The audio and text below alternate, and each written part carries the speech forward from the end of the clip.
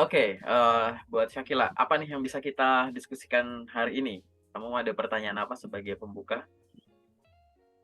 Jujur pertanyaannya belum terpikirkan, Pak, karena jujur ini baru, apa ya, pertama kali ya Oke, ikut nggak apa-apa, coaching aku ini. pandu aja kalau nggak, terkait dengan Oke. pembuatan CV dan Mhm, dokumen-dokumen pendukungnya. Ada nggak yang mhm. kamu masih bingung secara umum terkait pembuatan CV atau penyiapan dokumen-dokumen kelengkapannya gitu, yang kamu Iya, masih bingung?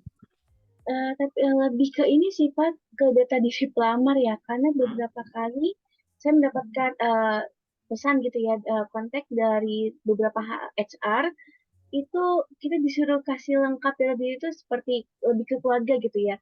Kayak seperti data pekerjaan ayah maupun mama gitu ya. Dan sampai ke tanggal-tanggal lahir orang tua. Apakah itu normal, Pak? Untuk pengisian data diri seperti itu? Oke, jadi gini, terkait dengan informasi yang disiapkan di awal, aku jawabin yang lengkap dulu ya. Terkait dengan Oke. informasi yang harus disiapkan di awal, biasanya yang diminta itu adalah semua data kecuali data pribadi. Ini Hmm. maksudnya di awal tuh yang dicantumkan di info locker-nya ya biasanya. Walaupun nanti bahasanya itu bahasa yang tidak spesifik menyebut dokumen tertentu. Misal, bagi Hmm. yang berminat silahkan kirimkan CV dan dokumen lainnya ke sini. Silahkan Hmm. kirimkan CV dan dokumen kelengkapan ke sini. Maka kita sebagai job seeker bisa mendefinisikan itu sebagai dokumen lain selain dokumen pribadi. Dokumen lain selain Hmm. dokumen pribadi itu misalkan apa? Ya selain KTP, KK, NPWP, akta, gitu kan, terus BPJS gitu-gitu. Karena dokumen-dokumen pribadi itu nggak diproses di awal gitu. Jadi itu kita tidak terlalu butuhkan di awal. Nanti Hmm. kalau sudah lanjut ke tahap selanjutnya, gitu, biasanya suka ada form yang dikirim Hmm. secara administratif. Bisa juga pada saat kamu datang, ada juga tuh nanti atau nggak tahu ya kamu udah ngalamin belum, ada yang datang, mungkin waktu itu undangannya misalkan ada tes, psikotes misalkan gitu kan. Tapi pada saat datang kita udah ada print out gitu, print out form. Jadi seolah-olah kita Iya. kayak nyalin CV lagi, nyalin KK, nyalin isi KTP. Pernah nggak ngerasain kayak gitu? Aku udah Iya. berkali-kali ngalamin itu ya, ada berapa halaman gitu. Jadi kadang kita Iya juga betul, Pak. bertanya ya, kadang kita juga bertanya-tanya bahwa kita udah ngirim dokumen sebanyak itu, terus kita harus nyalin lagi gitu. Dan ini formatnya kayak gitu, kenapa gitu kan.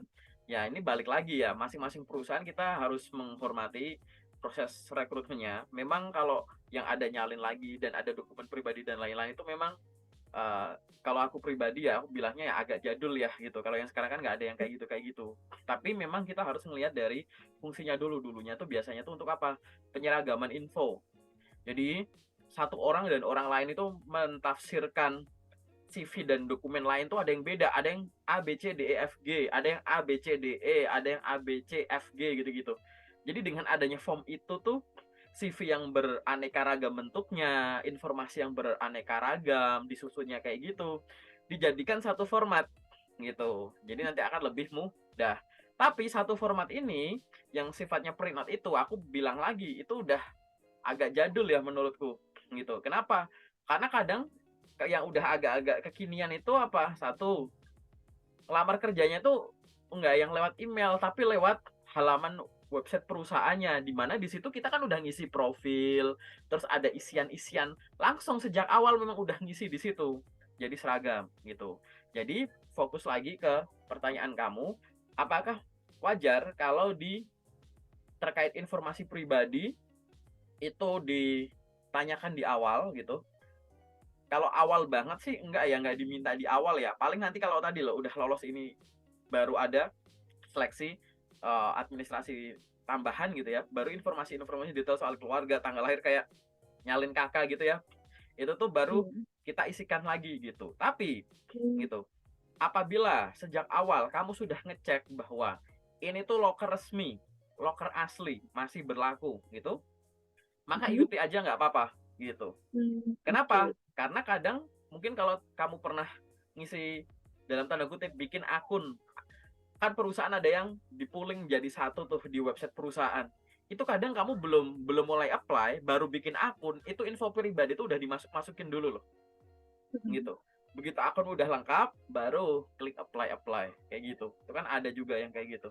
Jadi asal Iya. sudah divalidasi, ini lokernya itu asli atau portalnya ini tuh adalah asli, itu nggak apa-apa. Cuman aku pengen bilang bahwa biasanya tuh di awal nggak ditanya-tanya soal yang pribadi banget gitu. Beda lagi nanti kalau walk in interview ya gitu. Jadi kamu langsung datengin tempatnya, beda lagi gitu. Jadi kalau kamu mau yang ngirim dan di situ nggak dikasih tahu bahwa dokumen kelengkapannya itu apa gitu, ya udah tadi kirimkan yang menurutmu bisa sebagai penguat CV-mu biar mereka yakin tanpa mengirimkan dokumen pribadi kayak gitu. Gitu ya. Oke. Terus kamu kepikiran apa lagi nih? Kita diskusi aja ya. Masih pertanyaan ini juga, Pak. Boleh. Kan kalau udah ini kan tadi kita pengisian administrasi gitu ya, untuk seperti data diri pelengkap ya. Nah, kalau misalkan nih Pak, kita udah isi data diri, terus udah interview ya dengan HR, tapi ternyata kita nggak sampai ke tahap selanjutnya. Nah, biasanya itu data-data pribadi kita itu seperti KTP, KK, dan data diri keluarga akan dikemanakan Pak oleh perusahaan? Oke, ini ada banyak ya, ada banyak kemungkinan. Satu, aku ngomong yang sifatnya online dulu.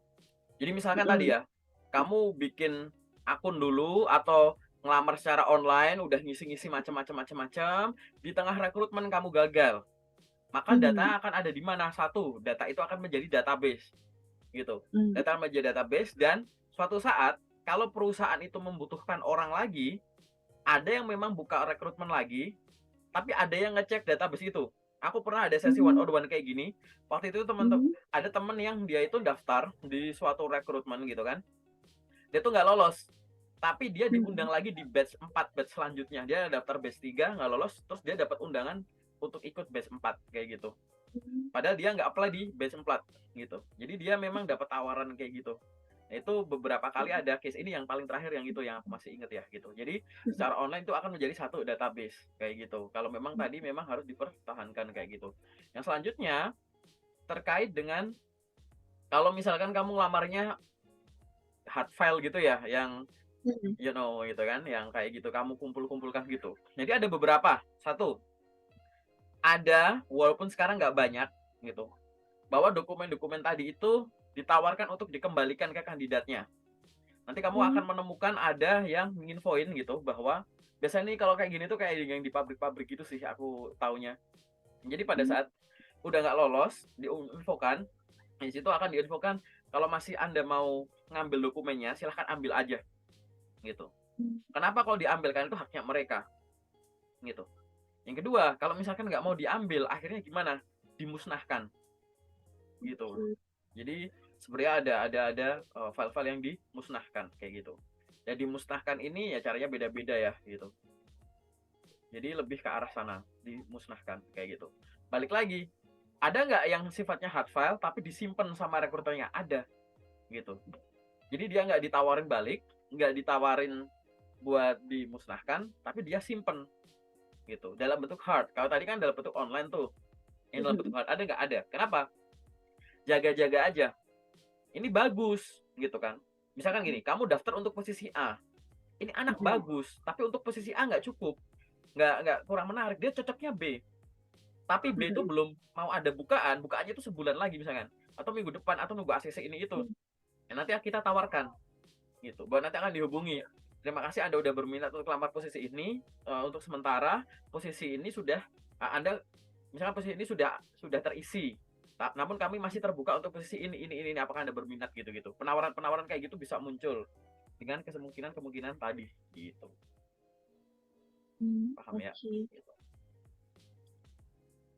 Apalagi yang masih bingung lagi Terus terkait itu. eh, selama ini kan saya udah banyak ya dapat panggilan interview dan ikut interview HR gitu ya. Tapi ya sampai situ Pak, udah sampai pengisian data diri, terus juga interview gitu. Saya udah ngerasa waktu interview tuh, oh udah nggak ada, maksudnya udah bener gitu ya. Tapi ternyata pas katanya bakal dihubungi lagi, ternyata nggak ada kabar sama sekali. Itu biasanya apa nih Pak yang harus kita lakukan atau sebagai yang perlu dihindari waktu interview dengan HR? Oke, berarti ini aku jawab yang harus dilakukan do dan don'ts-nya gitu ya. Oke. Saat interview. Satu, gini dulu, aku kasih basic dulu ya. Inti dari interview itu ada 3. 1, mengetahui. 2, melengkapi. 3, mengkoreksi. 1, mengetahui apa? Mengetahui informasi-informasi baru terkait kamu dan kemampuanmu yang dari tahap sebelumnya tuh kita belum tahu. Makanya kita tanyakan. Di CV belum tertulis, di psikotes belum terukur, waktu diceritakan terucap kayak gitu. Nomor 1 itu. Yang nomor 2, ya, tadi 1 mengetahui. Nomor 2 adalah melengkapi. Melengkapi informasi yang dari tahap sebelumnya kita udah tahu sebenarnya. Tapi barangkali pada saat kita tanya di interview, ternyata kita tahu lebih luas, kita tahu lebih dalam, kita tahu lebih lengkap kayak gitu. Oke, itu adalah melengkapi. Yang ketiga adalah mengkoreksi. Mengkoreksi itu apa? Dari dokumen, dari tahap-tahap sebelumnya gitu ya. Pastikan kita udah ada penilaian soal kamu nih. Wah, kayaknya kamu bisa ini, kamu nggak bisa ini, kamu cocok ini, kamu nggak cocok ini, kamu bakal gini, kamu bakal gini. Tapi seiring berjalannya interview, nanti kita akan ngerasa, oh Syakila tuh aku pikir gini, ternyata gini ya. Aku pikir gini, ternyata gini ya, gitu. Jadi 3 fungsi tadi, mengetahui informasi baru, melengkapi informasi yang sudah ada, atau tadi mengkoreksi gitu ya, terkait dengan penilaian kita terhadap kamu, itu bisa sifatnya itu konstruktif, bisa destruktif, bisa plus, bisa minus gitu, ya kan? Jadi di sini kita harus selalu memberikan yang terbaik. Nah, itu terkait dengan basic interview HR atau user, mau HR atau user bareng itu panel atau nanti sama direksi sama aja, intinya tuh basicnya itu, oke? Nah, perbedaan interview HR sama user gini, kalau HR itu dia akan satu melihat ya terkait dengan dokumenmu, terus mungkin ada psikotes dengan interview ini gitu. Itu tuh relate nggak gitu. Jadi bener-bener saling menguatkan nggak gitu, atau sebaliknya dan lain-lain. Biasanya kalau HR itu akan lebih menggali potensi si anak ini gitu. Yang tertulis di CV dan kelengkapan lain dan yang terukur, anggap aja itu yang muncul ke permukaan. Tapi yang di bawah permukaan kan banyak nih, gitu. Nah, akan menarik pada saat apa? Pada saat kamu interview HR itu, kamu bisa menunjukkan 2 hal. Satu yang sifatnya akademis dan satunya sifatnya non-akademis. Jadi, gitu. Yang menarik itu adalah keseimbangan dari sisi akademis dan sisi non-akademis. Oke, anggap aja ini kayak bongkahan es gitu ya, ini permukaannya. Jadi anggap aja ini bangun ya gitu. Ini katakanlah ini akademis, ini non akademis. Yang akademis ada puncaknya. Puncaknya ini namanya prestasi akademis. Bawahnya ini namanya potensi akademis. Gitu. Ini juga sama. Ini namanya prestasi non akademis. Ini potensi non akademis. Prestasi itu jangan dianggap juara bukan itu ya. Tapi sampai titik ini secara akademis tuh kamu udah paham apa, udah menguasai apa, gitu. Non akademis juga sama. Prestasi non akademis itu adalah di luar kegiatan belajar, gitu. Kamu udah pernah apa? Udah pernah megang alat apa? Pernah ngelakuin apa? Menghasilkan apa, gitu. Karena dari prestasi dan potensi ini pasti ada skill di dalamnya. Gitu. Kita di antara dua ini kumpulan skill. Nanti di sini ada skill secara akademis, ada skill secara non akademis. Akan menarik kalau misalkan seolah-olah nih, misalkan kamu fresh grade belum ada pengalaman kerja kan, kamu tuh mamerin gini loh, nih loh Pak Bu, dari sisi akademis nih pendidikan saya dari kampus ini loh nilai saya segini, IPK saya segini, tapi prestasi saya nggak cuma itu doang loh. Dari sisi non akademis nih, saya pernah magang di sini, ikut lomba ini, dapat delegasi ini, menang ini, saya ada part time job ini, gitu. Menarik gitu. Gitu. Tapi kan nggak harus seideal ini.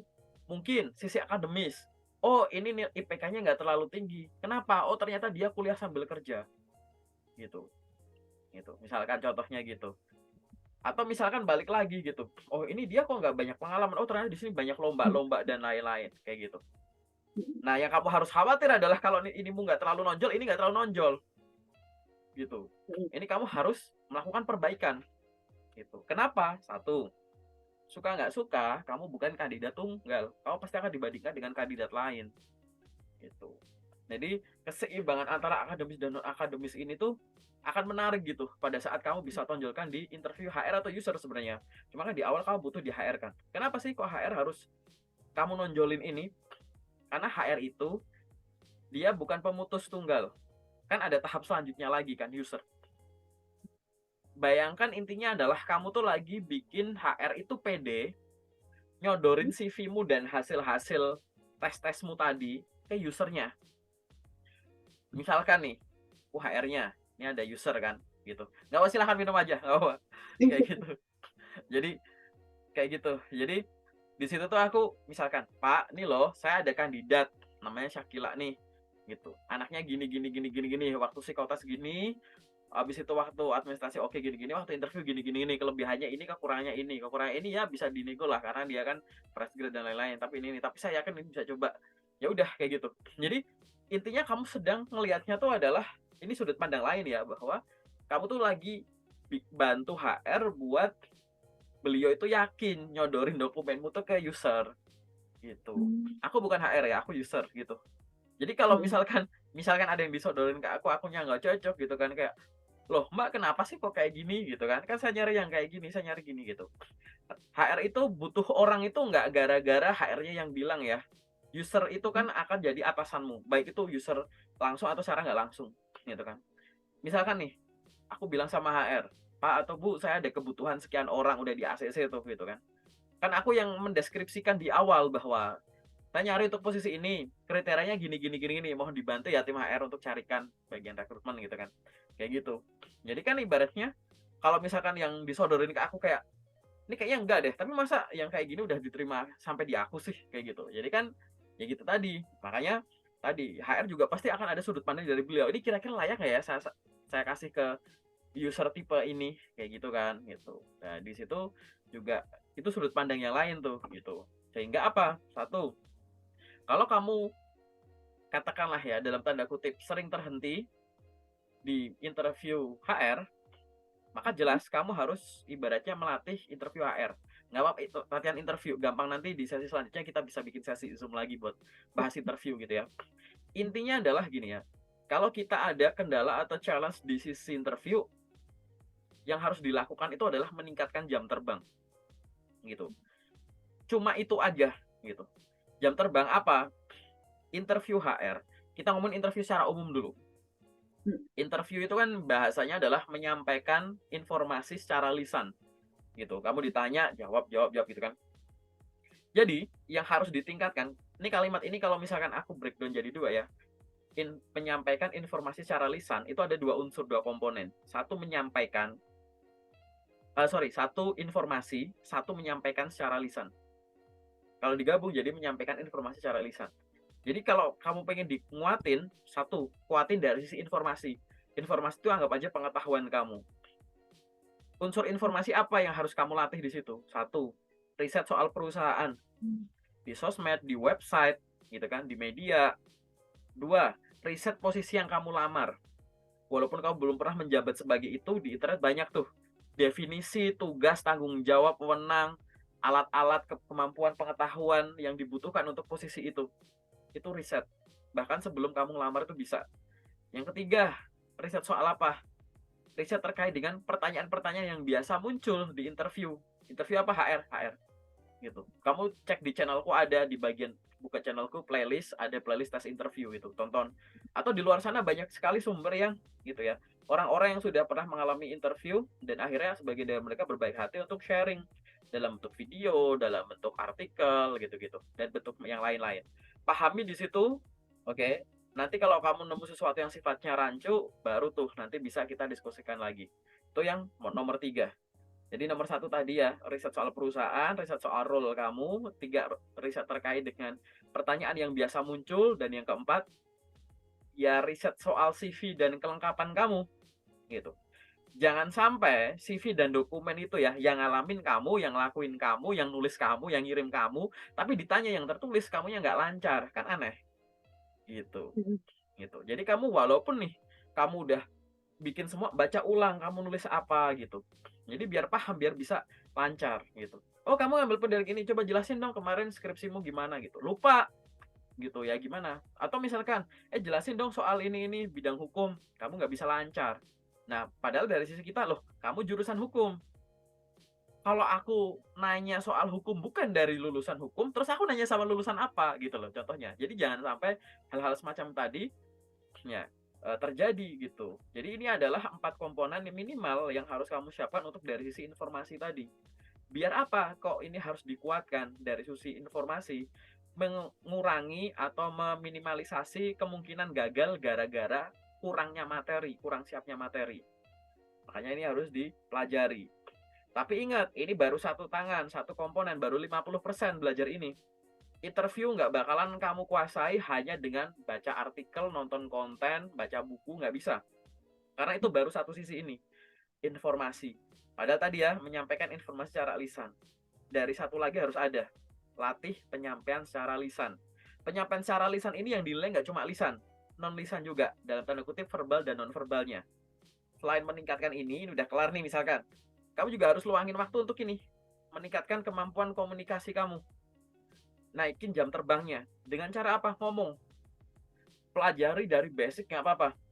Komunikasi, apa itu komunikasi verbal, komunikasi nonverbal, unsur komunikasi verbal, unsur komunikasi nonverbal. Latihan, praktek gitu. Ngomong sendiri, ngomong sama teman, ada partner nanti coaching sama aku. Di sesi-sesi selanjutnya bisa gitu. Terus habis itu di-record aja, di-record terus kirim ke bestimu, ke siapa, dinilai dong aku jawab pertanyaan kayak gini gimana, udah bener belum gitu. Gitu. Yang dinilai macam-macam gitu ya. Mulai dari tampilannya, cara ngomongnya, jawabannya, pakaiannya, semua lah gitu. Verbal dan non verbalnya itu nanti akan dinilai.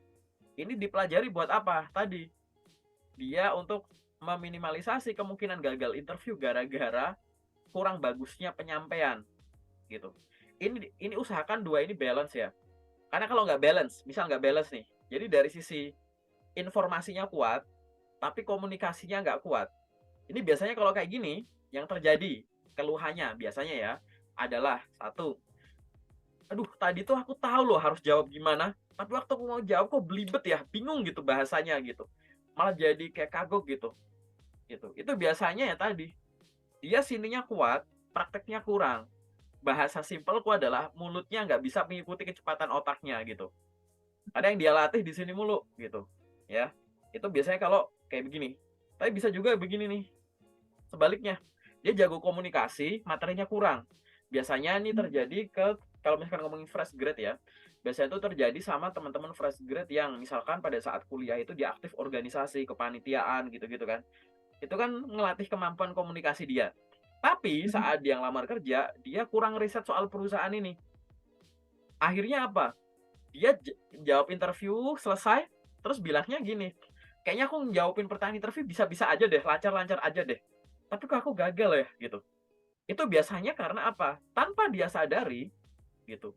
Enggak, aku nggak bilang selalu ya, tapi biasanya yang udah aku temuin adalah tanpa dia sadari, dia nggak sadar kalau tadi pada saat menjawab, dia tuh kayak nggak on shot gitu loh. Jadi barat HR sama user kayak, bukan itu poin yang aku tanyain. Iya sih itu, tapi kurang dalam gitu-gitu. Tapi kalau kelihatan lancar, ya karena dia sangat menikmati proses interview tadi.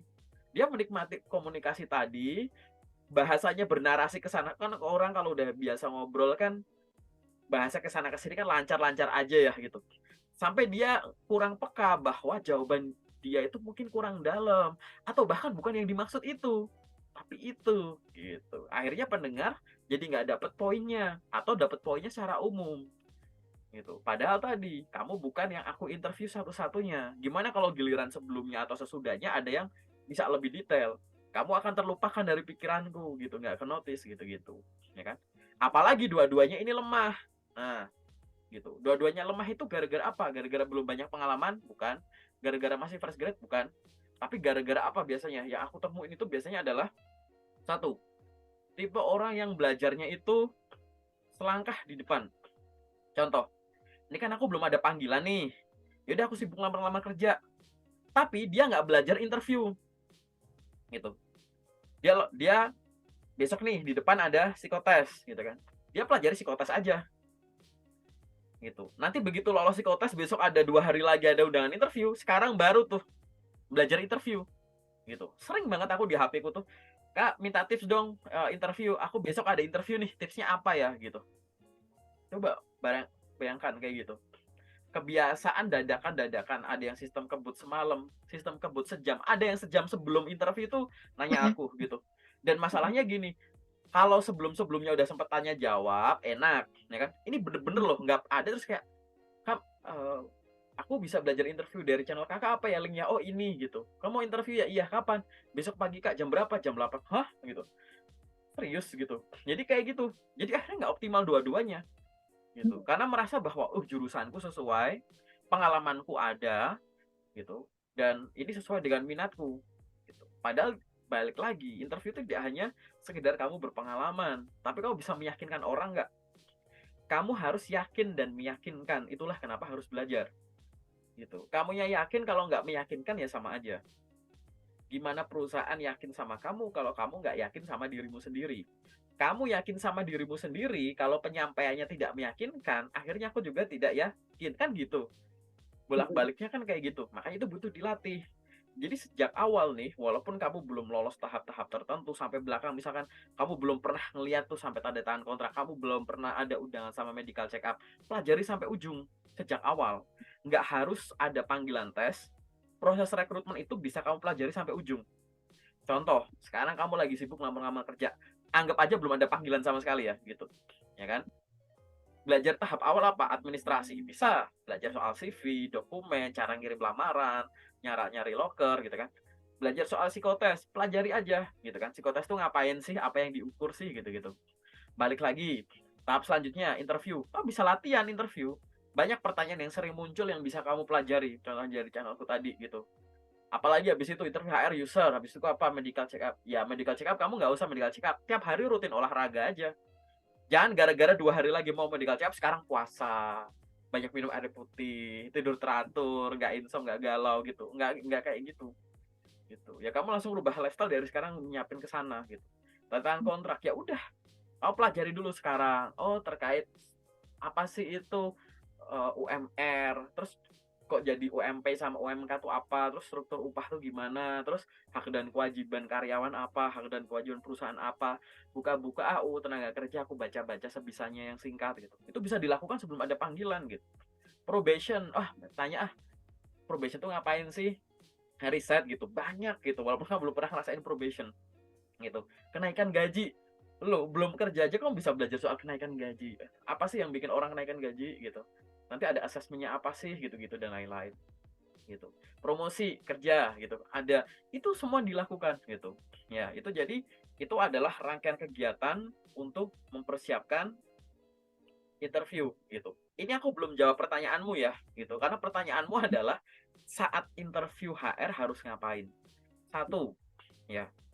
Ini kita ngomongnya apa dulu, yang offline atau online, yang sama dulu deh gitu ya. Pastikan kamu udah siap sebelum jamnya. Nomor dua, kalau udah siap konfirmasi ke beliaunya bahwa Mbak, Bu atau Pak saya sudah standby, saya sudah di kantor, saya udah siap gini gitu, ya kan? Yang kedua, jangan sampai kamu lupa untuk menyiapkan dokumen-dokumen pendukung di sekitar kamu. Kalau kamu nanti datang ke tempatnya, pastikan dokumen-dokumen udah kebawa. Kalau nanti akhirnya kamu di sini online, pastikan file-file yang hard file ada di dekatmu, yang ada soft file udah kamu buka-buka di minimize kayak gitu, ya kan? Terus dari sisi apa? First impression, lebih ke tampilan. Tampilan itu adalah tampilanmu dan tampilan sekitarmu. Kalau online pastikan kamu masuk ke frame, jangan muka doang kayak begini. Jangan dipegangin HP-nya, taruh. Karena kalau interview goyang-goyang itu nggak profesional. Aku sering interview gitu, anaknya kayak goyang-goyang gitu loh. Jadi aku ajarin bahwa itu nggak profesional, taruh. Terus yang kelihatan apa nih? Kelihatan segini nih minimal kayak pas foto. Dan kamu tanpa aku ajarin ini udah bener. Jadi standar kalau kamu interview online tuh kayak begini. Gunanya apa? Satu, ya di situ kamu bisa enak ngobrol. Yang kedua nih loh, kalau kamu ngobrol ada gerakan tangan, ada gesture yang bisa muncul. Walaupun nggak full tangan kamu tonjolin, tapi itu ada impressionnya. Kelihatan kalau kamu biasa komunikasi atau enggak. Mempermudah kamu mengatur tempo obrolan biar nggak buru-buru dan belibet dan ngeblank di tengah. Mengurangi kemungkinan nervous atau enggak yakin gitu ya. Gitu.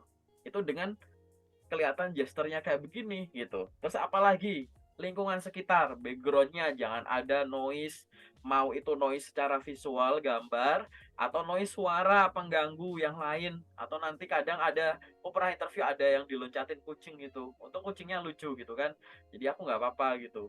Terus itu ya hal-hal semacam itu.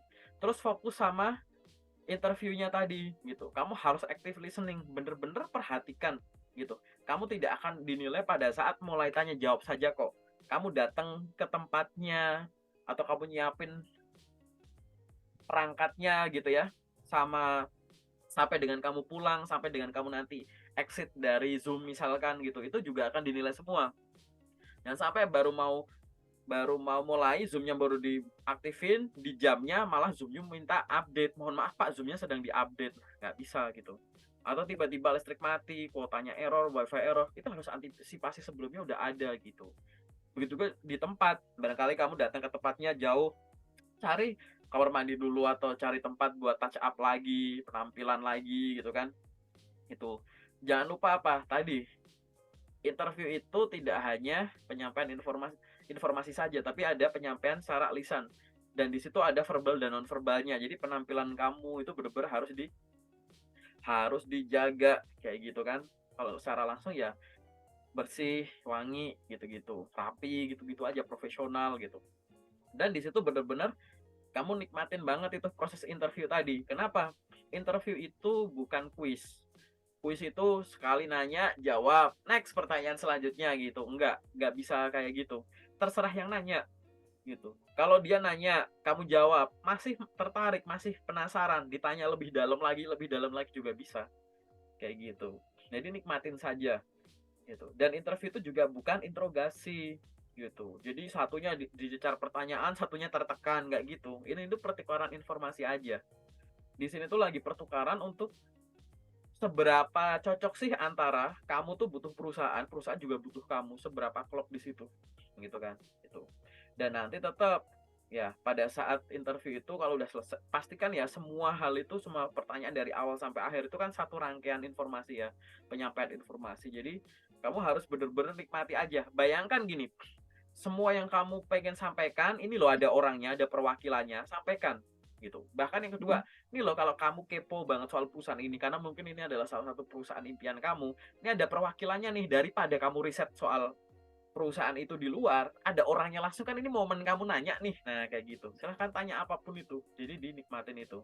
Itu adalah saat ya, saat kamu interview apa yang harus dilakukan gitu. Itu dosnya ya, yang dosnya adalah ya balik lagi telat gitu kan, kurangnya persiapan ini itu yang sebenarnya sudah bisa dipersiapkan jauh-jauh hari. Yang ketiga apa, yang kurang sopan, nervous, terus kurang berfokus sama sama momen interview ini. Jadi pikiranmu entah ngeblank atau kemana-mana, terdistraksi karena sesuatu hal. Karena kadang ada stres interview yang tiba-tiba rekruternya pura-pura jadi galak, pura-pura jadi cuek, pura-pura telat, matiin Zoom, akunya on cam, ini yang interview aku malah off cam gitu. Ya enjoy aja gitu. Banyak orang terdistract di situ. Dia jadi mukanya bete gara-gara, loh Pak aku tuh interview kan, tapi aku di interview 2 orang, 3 orang, 1 orang. Tapi mereka off cam, tapi aku on cam gitu. Terus kamu gimana ya? Aku kayak sebel aja loh, kayak gak menghargai gini gitu. Ya kita pakai sudut pandang yang lain. Kenapa kamu nggak kayak uh, radio broadcaster gitu, terus lagi ada penelpon gitu kan mereka senyum-senyum gitu, anggap aja ada yang lagi gitu ya, tetap happy, mau kelihatan orangnya atau enggak, ini ada orang ngobrol sama aku, senyum-senyum aja gitu. Ya harus ada ekspresi itu gitu, jadi jangan terdistract sama hal-hal kayak begitu, nggak masalah, malah jadi fokusnya kemana-mana kan gitu. Jadi kayak begitu, itu adalah hal yang jangan dilakukan ya, di saat interview HR khususnya gitu ya, yang tadi kamu tanyakan. Balik lagi, poinku di yang jangan itu adalah jangan sampai ada kendala yang sebenarnya bisa diantisipasi jauh sebelum saat itu gitu. Kalau yang saat itu tiba-tiba sifatnya itu dadakan gitu, tidak terduga, tidak bisa diantisipasi karena ya mana kita tahu bakal kejadian itu gitu kan, ibaratnya. Nah, itu nggak apa-apa gitu kan. Tapi kalau sesuatu itu bisa diantisipasi sebelumnya tapi kamunya nggak bisa, itu kan artinya kamu malah sedikit negatif karena jadi kurang persiapan gitu. Nah, ini yang aku sampaikan ini baru ke tadi ya, basicnya interview dan saat interview. Karena nanti setelah interview, kamu harus melakukan lagi. Satu, rekap tahap yang udah pernah kamu lakukan. Yang kedua, follow up. Misalkan, contoh aku bilang gini, baik terima kasih Bu Syakila untuk interview HR pada kali ini sudah selesai. Silahkan mohon ditunggu nanti hasilnya bagaimana akan kita umumkan maksimal 2 minggu lagi gitu. Kamu jangan bilang, baik Bu terima kasih, baik Pak terima kasih. Kamu boleh menyampaikan, baik Pak atau Bu terima kasih untuk kesempatannya, mohon izin nanti 2 minggu lagi saya izin untuk follow up ya terkait dengan hasil tersebut gitu. Kalau bisa ngomong nggak apa-apa. Kalau nanti nggak bisa ngomong, misalkan nih nggak ada kesempatan nih, terus habis itu udah 2 minggu, kok nggak ada ini ya, nggak ada kabar ya, udah 2 minggu sejak aku tes, hubungin aja. Selamat pagi Pak atau Bu, perkenalkan nama saya ini yang pada tanggal sekian, misalkan sekian Juni 2023 mengikuti proses rekrutmen PT ABCDFG sebagai staf bla bla bla bla bla di tahap wawancara HR gitu ya. Mohon informasi terkait dengan update hasil rekrutmen tersebut bagaimana ya Bu gitu atau Pak gitu. Apabila Bapak atau Ibu tadi membutuhkan informasi tambahan terkait kualifikasi saya gitu. Saya bersedia dihubungi melalui email ini atau WhatsApp ini gitu. Atas update informasi yang diberikan saya ucapkan terima kasih, kirim ke HR-nya. Urusan direspon atau nggak direspon, dicuekin, dibales, lolos, dibales, ditolak, itu urusan mereka. Tapi porsimu sudah selesai gitu. Bahwa kamu pelamar kerja itu mengawali obrolan dengan sopan dan menanyakan progres kepada mereka secara sopan itu adalah kamu tutup secara sopan. Mau hasilnya tadi ya, lolos nggak direspon, nggak masalah. Yang penting sudah ngelakuin itu. Banyak orang terlalu cepat menyimpulkan bahwa kalau nggak dihubungin, berarti nggak lolos. Terlalu mudah ke situ. Memang sih ada kemungkinan itu. Tapi aku udah nemuin banyak orang ternyata setelah ditanya, ternyata apa? Bilangnya 2 minggu, tapi sana masih bilang, oh ini masih diproses gitu. Jadi ada akses gitu ya, gitu, yang dilakukan. Terus ada juga loh yang memang dihubungin, jadi sama teman itu dihubungin, terus udah diumumin bahwa ini tuh Anda belum lolos, tapi dia langsung menyampaikan gitu. Terima kasih untuk update informasi yang diberikan, semoga kita dapat bekerja sama di kesempatan selanjutnya gitu. Dah, terus temanku daftar lagi rekrutmen ini. Padahal rekrutmen ini biasanya boleh ngelamar lagi 6 bulan lagi. Tapi temanku daftar lagi di bulan depan dan lolos. Maksudnya lolos tuh ya ikutin tahap lagi dan lanjut gitu. Dan ada yang tadi ditawarin gitu. Jadi ibaratnya nggak ada salahnya nanya, daripada kamu terlalu cepat, oh ini kalau nggak dipanggil berarti nggak lolos nih, ya udah kan jadi nggak menarik kan ya kayak gitu. Bahkan kamu bisa kalau nggak lolos pun disampaikannya, kamu boleh nanya gitu, Bapak atau Ibu mohon kesediaannya kira-kira dari proses rekrutmen kemarin adakah masukan atau inputan bagi saya sehingga bisa saya gunakan feedback tersebut untuk improvement pengembangan diri saya ke depannya. Ada yang ngasih tahu, silahkan tingkatkan pengetahuanmu di bidang ini lebih dalam ya, pelajari komunikasi ini ya, pelajari software ini ya. Gitu ada banyak sekali orang-orang yang kayak gitu. Gitu ya.